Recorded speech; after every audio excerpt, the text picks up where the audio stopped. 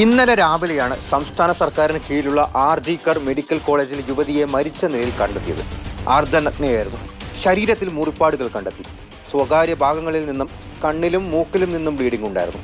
Inquest നടത്തിയ ശേഷം വിദ്യാർത്ഥി പ്രതിഷേധം ഉൾപ്പെടെ കുറ്റകൃത്യത്തിന്റെയും സാഹചര്യത്തിന്റെ തീവ്രതയും കണക്കിലെടുത്ത് ജുഡീഷ്യൽ മജിസ്ട്രേറ്റിന്റെ മുന്നിൽ വെച്ചായിരുന്നു പോസ്റ്റ്മോർട്ടം നടത്തിയത്.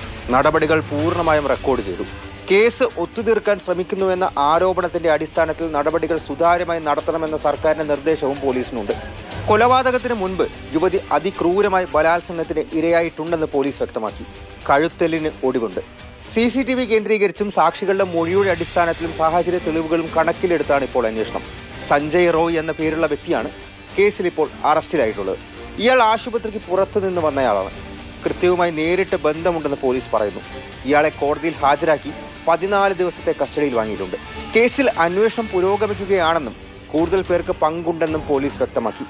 അന്വേഷണത്തിൽ തൃപ്തിയില്ലെങ്കിൽ മറ്റ് ഏജൻസികളെയും ഏൽപ്പിക്കാമെന്ന് സർക്കാരും ഉറപ്പു നൽകിയിട്ടുണ്ട്.